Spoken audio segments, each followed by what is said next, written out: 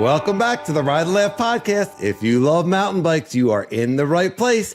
Picture your last group ride. You're back at the parking lot. Everyone's stoked. You're talking bikes, nutrition, progression, tech. That's what we do every week on Ride and Laugh podcast. We love bikes. You love bikes. Let's drop in. Sage, how are you? I am doing so good, Danny. I got to tell you, this is my time of year. I'm a big Olympics guy, and I have been tuned in. I have two countries. I pull for the United States and I pull for Japan, and it's been fantastic. I do want to call out two people because the mountain bike, and by the way, if you have not watched it, then cover your ears.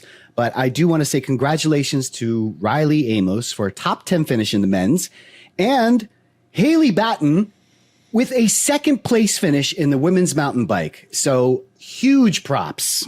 Yeah, so those are Americans, I take it?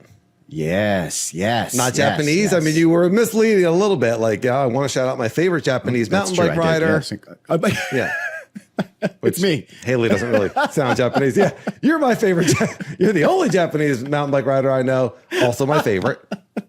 My favorite. All right. Well, I'm glad that you enjoyed the Olympics. I watched a little bit. of the highlights, and I thought the course did not look all that exciting this year. I've seen other cross-country courses that looked a little bit more technical, but there were some cool parts. I thought the rock garden looked cool and the log wall. My daughter said there was a drop. I didn't see it. Yeah. There was a nice big old drop with a nice gap.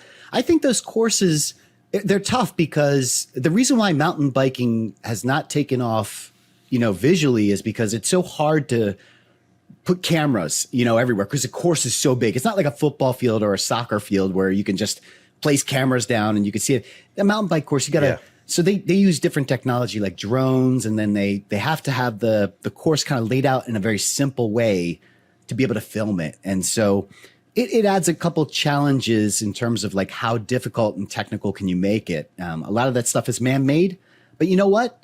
Mountain biking is in the mainstream, and that's good for everybody. Yeah.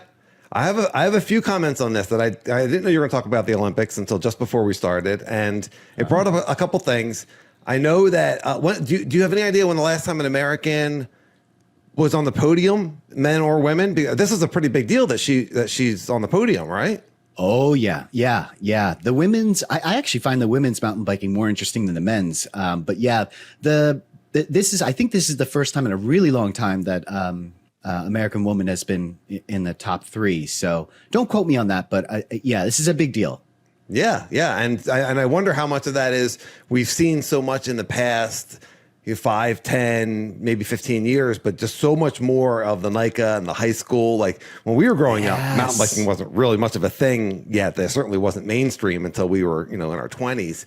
But now and there certainly wasn't any high school or youth clubs. But now you see like things like Fire, that we know of, but there's all these other NICA high school teams. And so I wonder if you're getting, more talented riders starting earlier and they can compete with the world now. Yeah. In the beginning, there was a huge American push because mountain biking started in America, with That's the Joe Breeze and all those guys in California. But the clunkers, Europeans, but the Europeans have like absolutely dominated in the last like 10, 20 years. Like it's the Swedes, Nino Schurter, that whole crew. Yeah. So it's been nice to kind of see the Americans start to, and we do well in the downhill races. You always see like Aaron Gwynn and all those guys. That's my next question is, with all the sports that they've added, I mean, there's breakdancing, there's like kayaking through obstacle courses, why is mountain bike downhill not an Olympic event? It's so cool. It's awesome. And I feel like it would slot in like really well, and it's visually amazing and the athletes are incredible. So do you have any insight into this? I have none, but I would love to see downhill mountain biking in it. Yeah. There's freestyle BMX. Let me go to our expert now. Let me go to our expert, Olympic commentator now. He's like, just because I brought up the Olympics doesn't mean I know anything about them. I just thought it was cool. And now for expert analysis on why downhilling is not in the Olympics, Sage Thompson. I'm coming live to you from Paris. This is the analysis? Oh, oui, oui. I have none. All right, folks. Well, we seem to be having some sort of technical issue. Technical issue. In that technically we know nothing about the Olympics. That's right. Or French or Paris. Yeah. Oh, gosh. At least you're watching the Olympics. Yeah. Yes. Oh, I love the Olympics. Anything where it's like athletes are training for 4 years for that one moment.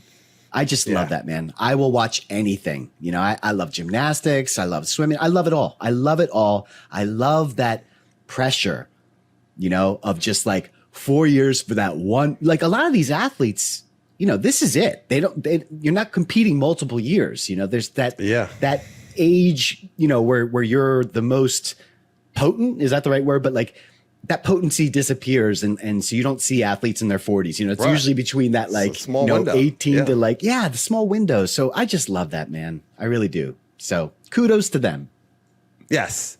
I did see air pistols was an event. And I was like, really? We can't get downhill mountain bikes? Air pistols? I mean, I guess why not? Why not with air pistols? You know, like it's probably a pretty easy setup. I don't want someone to break into my house with an air pistol and be like, this is the guy. It's a guy. I guess they might have a real pistol at that point. He had e-bike comments and air pistol comments. I could just see getting chased by e-bikes and air pistols. It would be horrible. I have no chance. No. Well, I'll cover that event. That's been established. Yes. Yeah. And there he goes. He's making a run for it. And okay. Oh, and they are hunting the lanky. That's look a good at Dan's target. cornering skills. I've never seen that lanky move so fast. All right.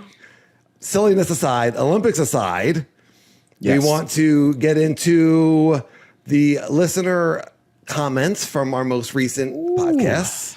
Always very interesting. Yes. So reviewing Ride and Laugh podcast number 24. We ain't half stepping. Peak fitness for epic rides, mountain bike training. And then we're going to go into the hot takes, which are even spicier. So two people, it was both Rusty Chain and Jeff Jackson Mountain Bike, commented on your tip of the week in that podcast, which was to put a little bit of T9 on your suspension stanchion and on your dropper post and rub it in with a paper towel. And then we said, hey, anyone that's a mechanic or that has an opinion on this, like, you know, this is an unofficial tip of the week. This works for Sage. I said, I don't do it, but, you know, let's get some feedback on that. And feedback we did get. And apparently T9 and paper towel is not specifically made for suspension. So they both recommended a suspension specific lube called WPL Fork Boost. And Jeff said to wipe the excess with the soft cloth, and that the paper towel is a little bit abrasive, and the T9 might introduce the wrong type of oils into the seals and that sort of thing. So it's been working for you. You haven't had any failed suspensions or anything like that. But as far as people wanting to put a little bit of lubrication on their suspension, I would go with a suspension specific material like this WPL Fork Boost lube. And I realize I've actually had in my garage this material called Slick Honey, which is another type of thing that you would put. It's another lube for suspension parts. Yeah. As long as you're sure. I promise you that's what it's for. Don't look at me like that. It's a podcast. It's a podcast. They can't see that look you're giving me right now.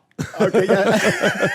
The YouTubers can. The YouTubers can. Yeah. You know what? YouTubers, if you have any friends that listen to the podcast, just be like, yeah, Sage was giving him a look. That's why Dan got like now he's holding up a roll of paper towels. No, put it away. Jeez. Totally inappropriate. I told you we're going to do the blue episode on Patreon. That's right. Yeah, save that. Save it. All right. Family friendly podcast. So that's right. Now you know put a little bit of, you want to get some suspension specific lubrication. Absolutely. Thank you, Rusty Chain. Thank you, Jeff Jackson, MTB. Okay. Let's get into the hot takes. So the hottest hot take that we've had yet was titled, "We love you, Lone Ranger, but this doesn't feel right. Mountain bike fitness." Mm-hmm. And that was Sage's take that Ryan at the Lone Ranger, who we love and has great content, but that his video on e-bikes, he comes out and he says in the very beginning that e-bikes are hands down the best fitness tool for mountain biking. And Sage, both of us watched this like 15 times to like just make sure we weren't missing something, to try to, because so many comments came in like, I think he meant this, I think he meant that. He was talking about training for elevation for a very specific ride he was doing in Peru, and he was talking about how to get in shape, the quickest, and his experts told him zone 2, and yes, that's all true. Mm-hmm. But he said the e-mountain bike is hands down the best tool for mountain bike fitness. And I think that's debatable. That's a very broad take. It's a very broad thing to say, right? What's your take after we've had all the back and forth on the comments? And do you want me to give like a little summary to audience of what the flavor of the comments was? First of all, I do want to say that I am so grateful. I mean, this is exactly what we wanted. We wanted to start a dialogue and kind of open this thing up. And I've learned so much from our listeners. Yes. So thank you to everyone that's made a comment. And in the world of like trolls and all kinds of stuff, everybody was so kind. There were a few weird ones, which, I just promptly deleted them. But if you made a comment and it was backed up with some science and stuff, I left it. And, we don't all have to agree. And I just love that everybody kept it cordial. And I learned a lot. Yeah, let's start with that. Delete everything I said. Let's start with that. I like that a lot. Let's go over. Well, we could do the Olympic bit again. Okay, I'll send it to you. This time have something to say when you're the correspondent. Redemption time. Here we go, Sage. Redemption time. Okay.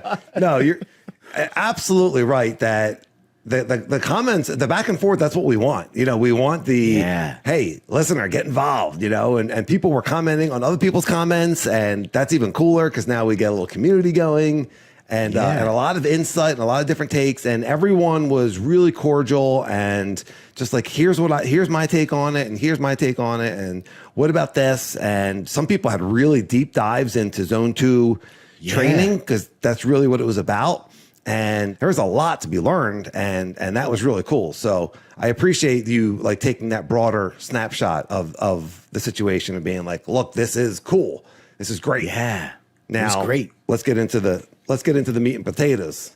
I still stand by what I said. But it was interesting after I was seeing the different comments. I was like, oh, this is interesting because I realized that I had a bias going into it. And I think what happened was when he said this is the best mountain bike tool for fitness, like hands down, my ears perked up because I'm so into fitness. I just love it. So I was like, oh, this is great. I'm going to learn something great about fitness. And then he just made this statement. And then my whole thing was, you didn't clarify what that meant. You said zone 2 and then left it at that. And I just thought that was a huge disservice because there's just so much that can go into what is zone 2, and what does that actually mean? So, I stand by what I said. If I could just interject, his comment was that like his evidence to back up that the mountain bike, that the e-bike is the best fitness tool, is that training in zone 2 is the best thing. And his defense of that was just kind of like experts agree. It didn't, he didn't really have, and he couldn't. I mean, that wasn't what the video was about. So, right. No, a lot of experts agree about zone 2, but not all of them. And so there's, we could talk about zone 2 as a separate thing if anyone's interested in that. I mean, you're getting into the weeds of like fitness and whatnot, but go, just please continue. I cut you off if you remember where you were. I think I agree. I agree that zone 2 training is really important and it can be really helpful if done correctly. But that's my point. Like you just made this statement and then you didn't explain what that meant. I learned more from our commenters than I did from Lone Ranger. So, that's kind of where I was at. So is the mountain bike the best fitness tool for mountain bikers? I would not buy an e-bike for fitness. And that's just me. Like, I think one of the comments that we got that I thought was the most interesting was actually the shortest one. And that was, mountain bikes are fun. And that's it. And that really is what it's about. And the thing is, you and I find fitness fun. That is part of the fun for us. And some people are just going to get an e-bike and they just want to do downhills, and that's fun for them. It doesn't matter. At the end of the day, if you're having fun, then that's all good. But for me personally, to answer your question, no, I would not buy an e-bike for fitness. That's just not where I'm at. I think that's the first thing that kind of comes into our subconscious mind is no one's buying these for fitness. Whether or not that's correct, whether or not there's someone that, and from the comments and from our research and from our brief experience on e-bikes, granted, we are not experts in these, I have certainly learned that there is a lot of fitness benefit to be had there, we're looking at e-bikes from progression. But the recovery ride, to be able to go out on the recovery ride, to be able to go out when you may not have gone because it's so hot outside, to be able to go out when you're not feeling great, you're not 100% and you want to just be able to do a half, like you're just getting more miles. And so there's a real benefit there. But in my mind, the reason I would buy an e-bike is for fun. Like I'm not looking, like I bought a trainer for fitness. The e-bike I might end up using it for fitness. But I don't know that it would be and maybe it would end up being the number one fitness tool. But I still think that you need to train for zone 3, 4, and 5.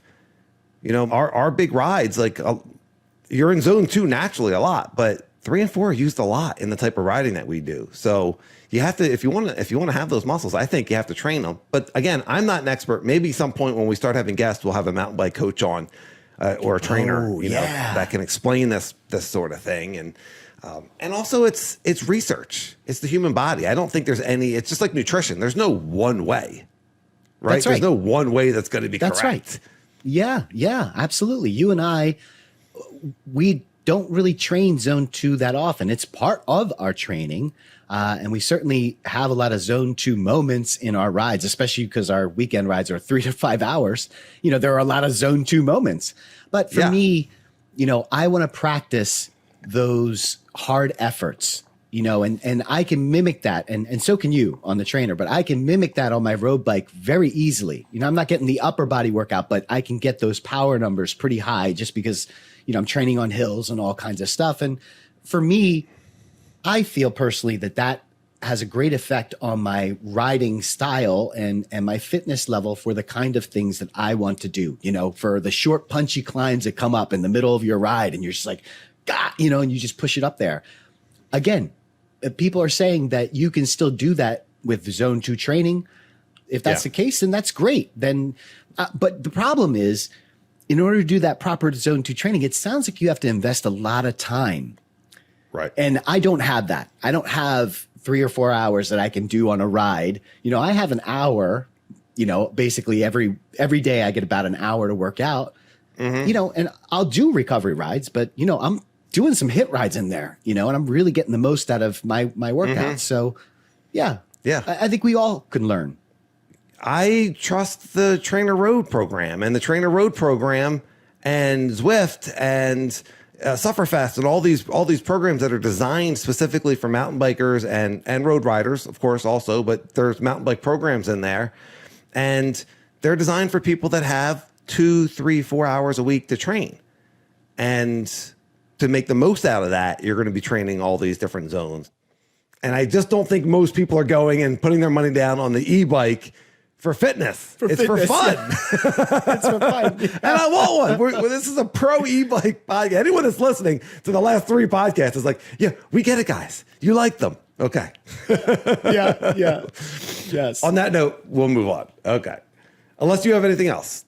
I think it was really an interesting experiment for me because even I watched that Lone Ranger video with goggles, a bias. Like as soon as he said fitness, I was like, I can't wait for this nugget. Bias and goggles. then I was like, yes, bias goggles. And as soon as I wasn't given the information I wanted, I was like, it got really under my skin. And then when the comments came in, I noticed I had my bias. He even says trigger alert. Before he says it, he says trigger alert. Yes. And then we both went and got triggered, especially you. Yeah. I got shot by a bunch of air BBs or whatever you said, the air pellets or whatever. Oh, the air. I don't know what those things shoot. Air pistol. I didn't watch it. I'm assuming it shoots air. But, these comments started coming in and it was like I was getting shot with air pellets. And then I realized that I'm reading the comments with the same bias goggles. And when I took a step back, and how does this relate to mountain biking? Because, obviously who cares about me, but like as mountain bikers, are we judging other mountain bikers with these goggles? And again, guilty. I do it all the time.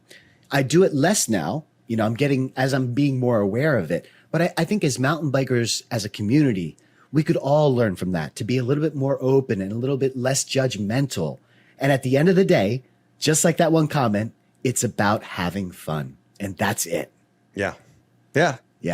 Before we get into the rides, I want to touch on our Apple Podcast Review of the Week. And we want to remind everyone and all of your podcast players to please give us, if you're enjoying the pod, please give us a 5-star review and whatever podcast player you're using. If you can set us to auto download, the Ride and Laugh podcast gets credit for downloads. So don't just stream us on your player. Make sure that you download. And on Apple, you can actually not just leave 5 stars, but you can actually leave a review. And we appreciate that. And so the review this week that I'm going to be reading is from Jay, the news guy. And he says, great mountain bike podcast. Best thing to listen to on road trips for more mountain biking. Well, I think we just found our new correspondent. Jay, the news guy. Jay, how do you feel? How's your French? And time travel, because we need you to go back in time to Paris. Right. Well, maybe we could just send them to some downhill races. Yeah. We're going to be big enough that we'll need a Ride and Laugh correspondent. If we're sending anyone, we're sending you and I. How does Jay get in there? You want to go observe? You want to observe a downhill race, or you want to race in it? Dude, if I get to go and observe a downhill race, that would be awesome, because that would be awesome. Probably means that I'm there for a couple days and I'll be able to ride myself. So yes. Yeah. Please send me. Yeah. Those races look like a lot of fun. The crowds look awesome and the races are gnarly. And the only problem is you only get to see like one section, like you said, it's a hard event. It's hard. Yeah, it really is. Yeah. All right. So our rides last week, we rode on Sunday together at Mount Penn. But before that, you came in with a little bit of a calf injury. What happened? Oh, geez. Yeah. I had an awesome trail run. It was my first trail run in a bunch of months. And my buddy Gary, who is the Coffee Powered Cyclist on YouTube, he's actually a mountain biker, has gotten into trail running lately. And so I was like, dude, let's get together. Holy moly. We went to Bear Rocks, and this place is just massively aggressive. Like, it is just big rocks everywhere. I had been training on the road, but it's just nowhere near the difficulty level that trail running is on your body. And DNF'd. Last mile, my calf gave out, and poor Gary had to walk me back to the car. But man, he was an amazing runner. We had a great time, and I'm a big fan of cross training, so it was a lot of fun. Yeah. I saw a little bit of video of that run. I guess you put it on Strava, or maybe it was on Instagram, but Insta, you guys are like, it's literally like parkour. You're like, it's all 4 limbs. There's just gnarly rocks and shelves and jumps, and it looks super, super full body and really difficult. And I know it's a little bit of a drive, but it looks incredibly unique. And so for trail running, it looked awesome. But you were fine come Sunday. The body had healed, and we had a really fun ride at Mount Penn. Well, it didn't start out that way for me. I was kind of down and out in the beginning of the ride, and it was interesting because our fans, our Ride and Laugh fans actually pulled me out of my rut, which was the coolest part. So I pulled into the parking lot and you know me, I'm already like complaining, like, blah, blah, blah, blah, blah, blah, feeling down on myself, little violins coming out. You were in your head the whole drive up. You were like ruminating about these comments and about your reaction, right? You were just bummed. Well, yeah. I thought I would get more support and I didn't. And I was looking at it the wrong way, but so because of that, we did a nice little warm up. I didn't want to jump right into like heavy duty tech. So we did a nice little warm up. And I guess probably within 2 or 3 miles, we met 2 people, Justin and Kevin, who are actually Ride and Laugh fans. And so we rode with them a little bit, and that picked up my mood immensely. I mean, it was just so much fun and great riders, both of them, just fantastic. Yeah, Justin's 4th or 5th time at Mount Penn, so not a ton. Kevin's first time there, and both of them good riders, and both of them shredding. We did Dane's flow around, and they were stoked. It was exciting. It was really, really fun, and it was really cool to meet them. And Justin said that he had binge listened to Ride and Laugh on his drive up to the Kingdom Trails from Pennsylvania, so all the way up to northern Vermont.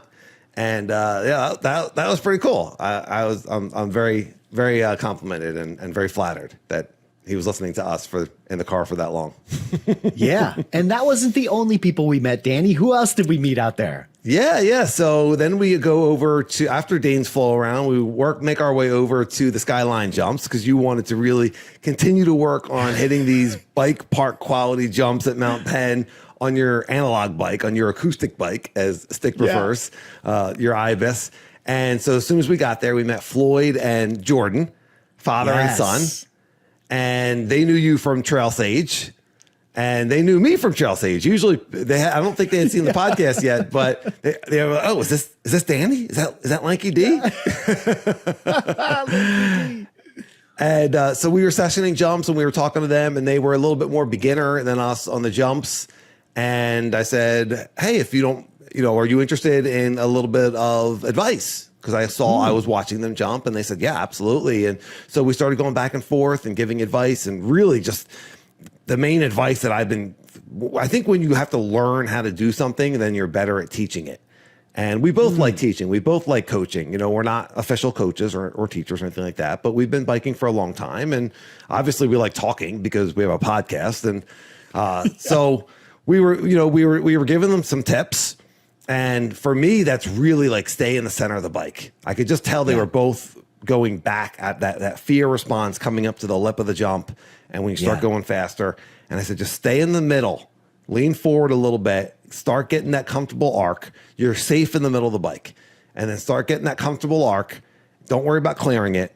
You're just gonna get the form right, and then you're gonna start going faster and faster and boost it a little bit more. We were using Josh at Slanted Grounds tips of become a small jump hero, and go as slow as you can and clear the jump.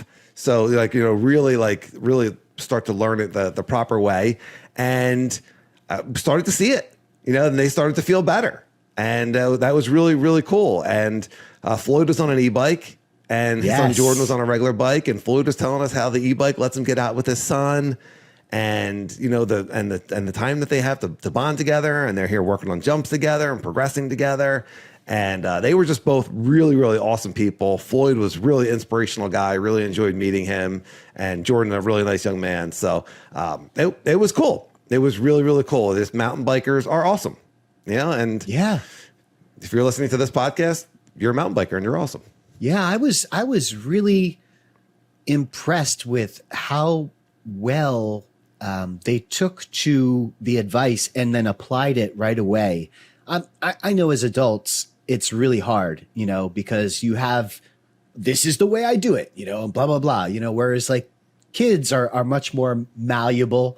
They're more interested. When they're interested in learning, they're able to apply that very quickly. And as adults, it's especially older adults, we have fear, it's at risk. It's I got to go to work the next day. I don't want to, so we have all these set things. And for Floyd to just immediately apply what you said. And I'm watching him. I'm recording him, and he's like absolutely clearing that first jump. By the time we left, he cleared jump number 1, and he was really close to clearing number 2. So kudos to Floyd and Jacob. Yeah.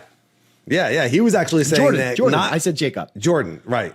Yes. He was actually, Floyd is actually saying that not clearing number 2 was more dangerous than clearing it. He was on the e-bike and it was so heavy, and that he felt like the case was more dangerous than just clearing it. Dude, so how often does that happen? Exactly. Yeah. Yeah. How often are you walking down a technical section where you're like, this would have just been easier to ride it? Or you're going so slow, you're so hesitant, and you're like you're just like making mistakes all over the place. Yeah. And you're like, it would have been just easier to like commit and just roll this than to do it this slow, trepidatious way. And so, that fear isn't serving us. And so we can just say, okay, I know you're there to protect me, but it's not working. It's actually not serving me. And so you just you just send compassion to that part of you and let it go and come back to the moment. And stay in the moment. That's trusting the skills. The skills are in there. When you start hitting that jump and you're arcing it perfectly, when you're going through that tech and the bike's moving underneath you and you're in the middle of the bike, everything's working exactly the way it should until our brains get in the way and start distracting us. And oftentimes that's the case with fear. So it's not to ignore it. We're listening to intuition, but once you start to know, I got this, then it's that full commitment and going for it. And that's the same. That's with jumps. Because you went a little bit backwards on the jumps. You were feeling good, but not great on the jumps on Sunday. Yeah, that was less to do with technique. I was just listening to my body. I didn't go into that ride with a good headspace. And so when I was tired. I was really tired from that big trail run, still back issues and all that stuff. So, that was just playing it safe and playing it smart. I know myself well enough now where it was like, okay, when you start making silly mistakes, that's when you got to back it off. I did want to add one thing because you had talked about the mental, the skills are in there, but we actually use the physical tool as well. So it's really important to obviously have that mental awareness of what's happening and trusting your skills. But the other tool that we talk about all the time is the camera. And Floyd would, when I was feeling not good about my jumping, I was like, okay, I'm going to take a break. And because I wasn't doing anything, I was like, let me whip out my camera and film these guys going over the jump. And you were giving them the coaching and they were following you in. And as soon as they were done the jump, we whipped out the camera and I was like, look, Jordan, you're too far back, because when you're riding, you might think, oh, I am forward. And then you look at the video and you're like, oh, I was not forward at all. Yes. And that's that evidence right there. And then being able to apply it right away to that next run. We talk about it all the time, Danny, but it makes a huge difference. So, if you are struggling in a section and you just happen to be with somebody else, if you're on a solo ride, obviously this is impossible unless you set up a tripod. But if you're with somebody else, ask them to film you. Everyone's carrying phones. Ask them to film you, whatever it is. It doesn't have to be a jump. It could be a slab. It could be a technical drop. I don't know. Whatever it is that you're struggling on, ask somebody to film you because you'll be able to see the truth on film. It's so helpful. The other thing that's interesting when you start watching the videos, especially of the jumping, is that when you're on the bike and you're coming into these jumps, it feels like you're going so fast. You're like, I am flying at a warp speed. And if I don't squeeze the brakes, I'm just going to launch myself into the moon, right? That's what you think. I'm going to launch myself into the sun, like I'm going so fast. And then when you watch it on camera, you're like, oh, it's actually not that, doesn't look that fast. Like, you can let go of the brakes a little bit more. Most likely. A little bit more, Most likely. That's a good point. It slows everything down. So RideLeft1 at Gmail, comment on the YouTube comments. If you've used camera to help jump, has any of our jump tips, or if you watch Slanted Grounds video, because we keep referring to it, have any of these jump tips helped? What else can we get into? We could talk more about jumping as we're starting to unlock that. It's really fun and exciting. Is there added pressure when you know if someone's following you? Not a weird pressure. It's a good pressure. It was like, this person's counting on me to show the right speed and show the right line, whether, jumps or tech. I like it when someone's behind me as long as I'm confident in what I'm doing. The last thing I want to do is also screw someone else up. So like if I mess up, it's bad enough. If I also screw up whoever's riding behind me, like that makes me feel even worse. You know what I mean? Ride and Laugh 1 in Gmail or in the YouTube comments. How do you feel about leading? We talk about this all the time. Do you want to follow someone who knows the line? Well, what if you're the one who knows the line? What if you're the one who's comfortable jumping? What if you're the one who knows the speed? Are you comfortable with people following you? And at what point are you not comfortable, and why? And at what point are you comfortable, and why? What do you think, Sage?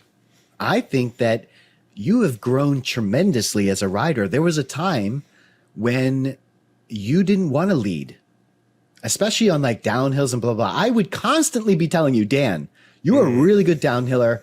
Get your rear end up front, and start having some confidence in your skills. And I got to tell you, buddy, the last year or two, you've done a 180 and your confidence to lead has been through the roof. So just shout out to you, bud. Like, I don't know what changed in your brain that made you believe in yourself, but it's been awesome. First of all, thank you for the compliment and for bringing awareness to that. That's very cool, and that feels accurate. You're right. I used to let a lot of people go in front of me on the downhill because I was concerned that I would slow them down. And you always would be like, and then afterwards I would be like, yeah, I got stuck behind so and you would be like, dude, why are you letting people in front of you? You're fast, and I just didn't have that confidence. I wonder how much being on Trail Sage. Like you always want a guy in your footage. And so it was like, I want to help you. You're my friend. And so I had to get comfortable with being in front of you. And you kind of had to coax me and just be like, you always ride your pace, ride your speed. Don't worry about the camera, and so there was always that confidence that you were just like so cool and chill about it. I still wanted to get it for you, especially if it wasn't going to be something we were going to do multiple times. If it wasn't a bike park, like you still want to, get the line or not put a foot down and have good footage. And then the other thing has just been this evolution.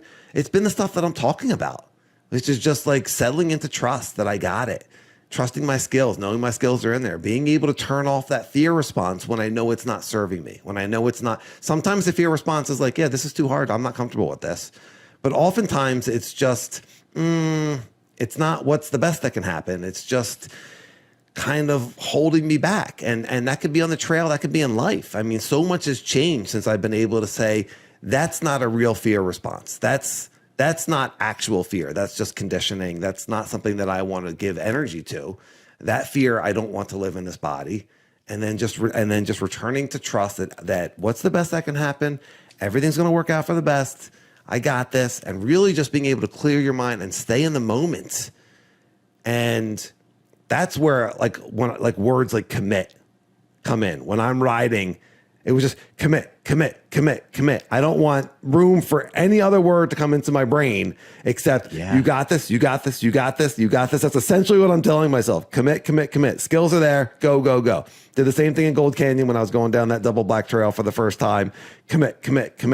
As long as I keep those wheels rolling and keep using the skills are there, I'll be fine. It's as soon as I start to panic, like, oh wait, and then all of a sudden your balance is off, you're squeezing a little bit of brake, you lose your momentum, and that's when it gets dangerous.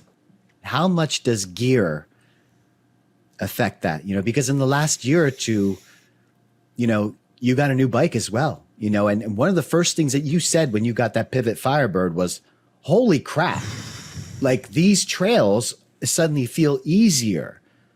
So yeah, the skills too, but how much does your bike play a part in your confidence? And I'm asking you because I've seen a difference in you too.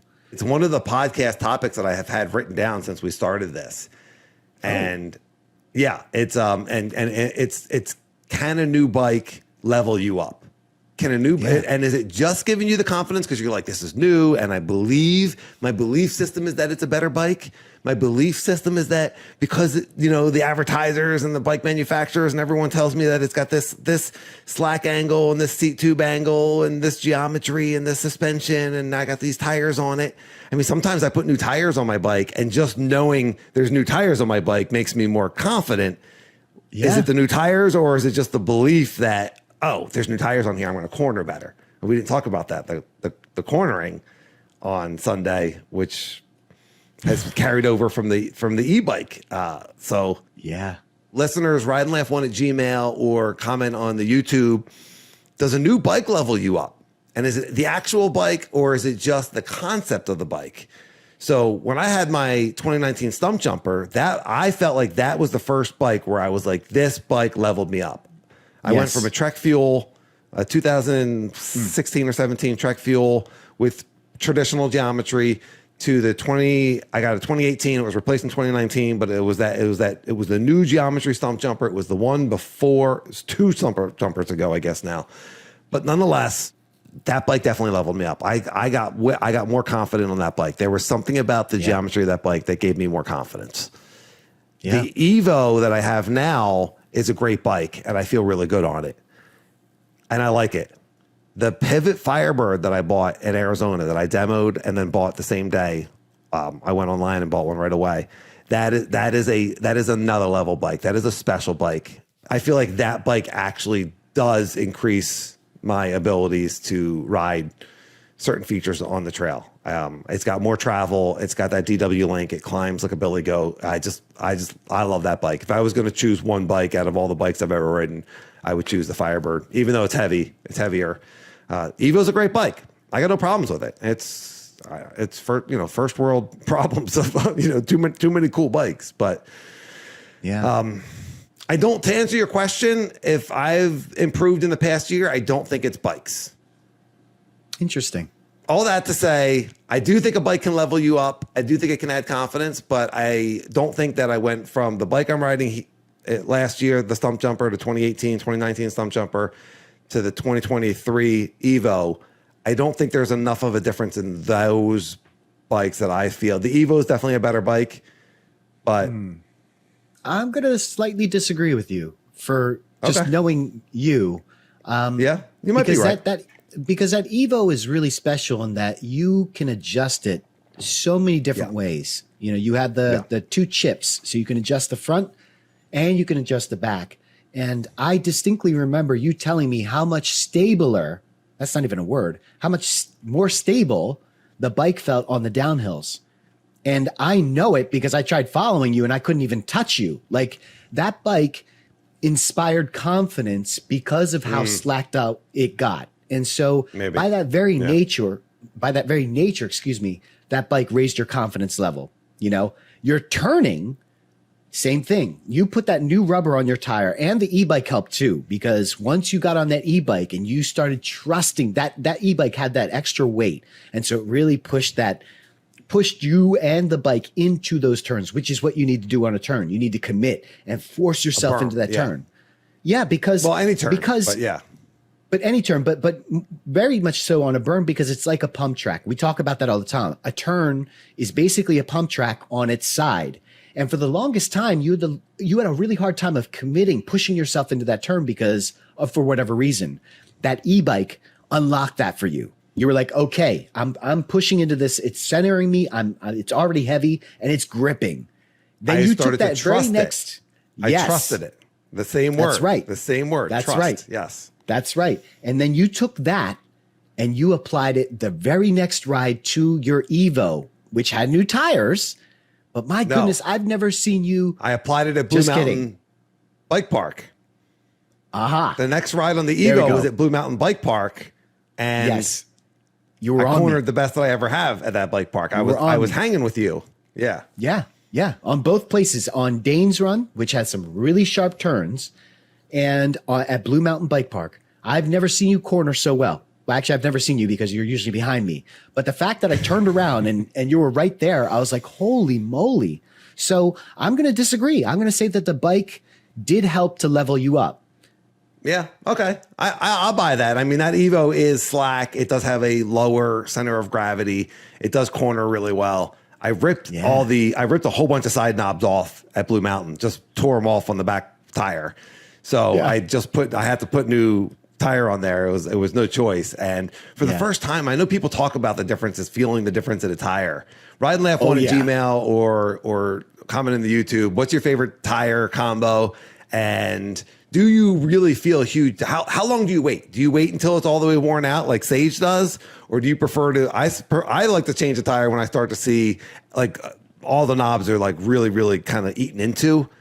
But putting a new tire on, it just like psychosomatically, it really helps. You know, it gives you like that boost of confidence that you have new rubber on there. But I felt like Sunday was the first time that I could feel this tire digging. Maybe it was the conditions, but I could just feel that tire digging in, and I was committing to the turns. We got a PR on one of the more turny downhills that I was following you on TNT to that Antietam Trail or Slick Rick.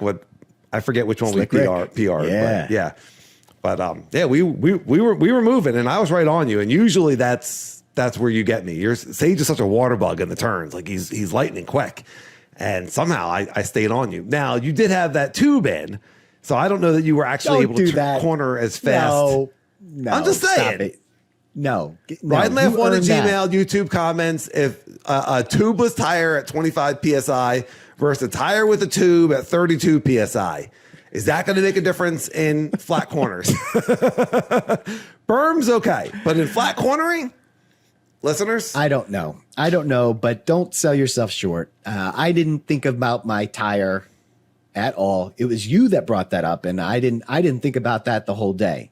And I don't think that you should look at it that way. You were absolutely crushing it. And you know what? I didn't have that tube at Blue Mountain. At yes, that one section. Oh yeah, I did. Okay, but you know what? Case closed. Your Honor. Yeah, ladies and gentlemen of the jury, ladies and gentlemen of the podcast audience, I present to you. Our Paris correspondent doesn't know French, doesn't know when he put the tube in the tire, doesn't know what PSI he was running. Oh. Which all this is the case against me being as good a cornerer. There's the word. I said I'm being such a good cornerer today. It felt like I was running a funeral home. A corner. So okay. This is just another win for the e-bike because I felt like the e-bike really helped me learn how to turn in berms. I've also been practicing that on my pump track. So these are things that I have been actively working on, but it's kind of coming together. And when I trust it with new rubber and a nice bike, and when I trust it, my cornering has just really improved recently on berms and on flat turns because, you know, Mount Penn, that last trail, that Antietam Trail, Slick Rick and TNT, those are a lot of flat turns or fake berms. And so it's another win. It's another win for the e-bike. You don't think those are bermed? You think those are berm turns? Oh. No, I was thinking back to myself. I was asking the question to myself. Obviously I haven't experienced a new bike. Yeah, self. Let me ask you a question. I haven't experienced a new bike in quite a long time, but I did experience a reverse in my bikes. I went from a full suspension, 130, 150 to a 120 single speed hardtail. And I gotta tell you, it kind of upped my game big time. Yeah. Not just in fitness, obviously from being on a single speed, obviously got more fit, but it forced me to really commit to the trail because the hardtail really requires a lot of body English and a lot of trust, and it's old geo. And I don't think that I slowed down. I was really concerned about that. I several times, especially on the downhills, I kept turning around and said, "Do you want to be in front?" And every time you said no. You were ripping it. I felt good on it. So this was a good case of like going backwards on a bike, getting older geo and less suspension, upping my skill level, which I felt, and that was a really enjoyable experience. We are getting up there in time again, and I do want to talk about. We're not going to be able to cover the mountain bike destination, which is okay, but I want to hear about this other ride that you had that you cheated on me. Yeah. With. So yes. I'll be relatively brief because it was a really. Yeah. I'm going to be brief. I've already said it. It's happening. All right. And ride over. Thank you. I cheated on you. My bikes and I went someplace without you. Guilty as charged. So I took a day off, and my daughter Ella, who's 13 and likes riding bikes, and so we went to Phoenixville Bike Park one time, and this time it's just to see the progression in my daughter. It was just so cool. So the first time we went, there's 3 lines: beginner, intermediate, expert. The first time we went, she rode the beginner line the entire time, and towards the end, she decided that she wanted to try the little drop that was there, and there was a lot of fear associated with it, and then overcoming, and then she started to roll the drop, and then she started to drop it, and by the end she was so excited. And so this time we go, and she does like 3 laps on the beginner line, and then she's like, okay, I'm ready to do the drop. And she rolls it a couple times, and then she starts like, remind me again, Daddy, on how to do this. And so I'm kind of coaching her. And almost right away, she starts like dropping it really smooth, just like 2 wheels landing and just rocking and rolling. And she's on this kid's bike, and she's making it look good. She's making it look good, and she's having fun. And on the intermediate line, we see all these other kids. So everyone's riding every line. There's not that many people on the expert line, which is fine. But on the intermediate line, as you know, there's almost right away, there's a dirt, like a really good beginner dirt jump. It's a legitimate jump. It's a tabletop, but it's a great place to practice. And so there was these boys that were just like sessioning it. There's this one kid that just like totally had it, a younger kid. I didn't get camera on him. But then there was these 2 other boys that were also riding it. And Ella was like, I want to learn how to jump. And so I said, well, first thing, just go and just roll over this. And so she just starts rolling over it. And then she's like asking me the technique behind it. And I'm telling her the same thing I told Floyd and Jordan: just stay centered in the bike. Stay centered in the bike and you're safe. And then, you're going to start to push into it, and you're going to start to get more and more comfortable in the air. And she was locked in. I mean, she was just like hitting the jump, pulling right off the trail, going back up, going again, pull up, go again. She wasn't riding the whole thing. She just wanted to get this jump. Yes. And I think, it's normal for people to get in their head, I'm successful if I clear the jump.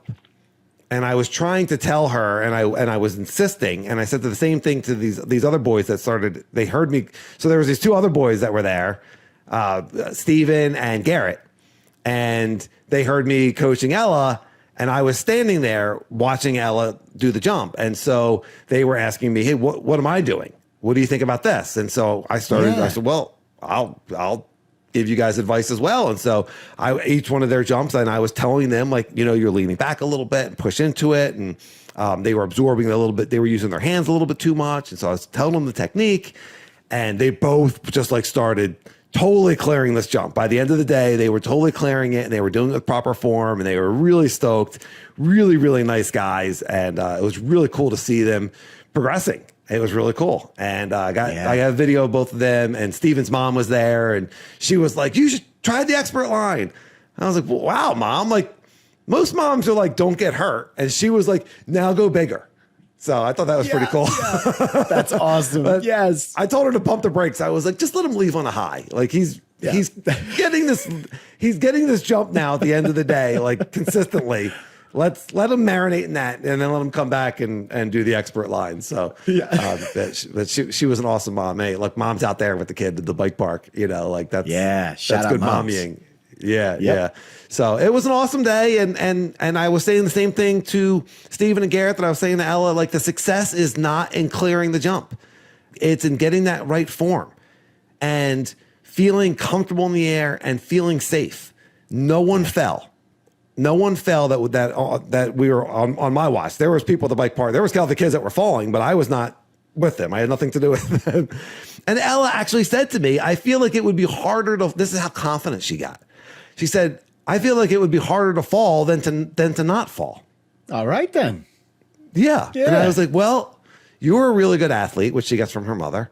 And I'm really glad that you feel that way, but that is absolutely not true. So false. That's false.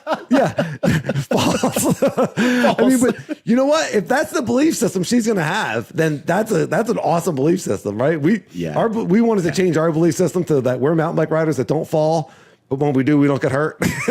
Yeah. I can't actually quite believe that I'm never going to fall. I just have had too many life experiences that have taught me otherwise. But she was so confident. She was like, I don't see how I would fall, which is awesome. Yeah. But it was so cool to see. And she was really getting stoked by the end of the day. And it was just cool to see her. Like, we were there for like 2.5 hours, like under the hot sun. And she just wanted to go. You know what I mean? She just wanted to keep jumping. So it was a good day. And then the boys asked me if I was a mountain bike coach. And I was like, no, I just love mountain biking. I got a podcast. And so I told them about the podcast. Yeah. I just stayed at a Holiday Inn last night. I've never even mountain biked in my life. That's an old commercial. I don't know how many people are going to get that reference, but that was a good one. Yeah. That was a good one. Yeah. Well, kudos to Ella. That is so awesome. And I think we were saying it before, it's so refreshing to coach or give advice to younger people that are just sponges, and they just willing to just, if they want it, man, the ability to quickly apply is just so cool. Yeah. So kudos to Ella. Yes. Yeah. And Steven and Garrett also awesome. Steven and Garrett. That day. Shout out to them. Yes. Good job, boys. Do you want to get into your gratitudes? Yes. My mountain bike gratitude of the week.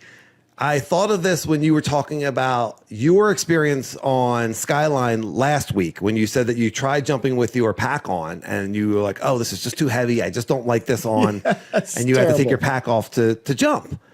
And if you recall, the first time that we went and sessioned Skyline on the e-bikes, you took your pack off and I left mine on the entire time. And I was like, oh, that's a good idea to take it off. That didn't even really occur to me. And so the next time I took it off, but I've also have left it on. And my gratitude of the week is my USWE pack. The way that this pack is designed, and they call it the No Dancing Monkey harness. And it just like harnesses in like you're sitting in a jet airplane. It's not just like the, it's not like a loose backpack like you're going to school. This thing really harnesses onto you. And it's just really, really well designed, really thoughtfully designed. It doesn't move. It's got a traditional bladder. I know you run the Camelback and has the bladder that sits low on your hips. And that's nice.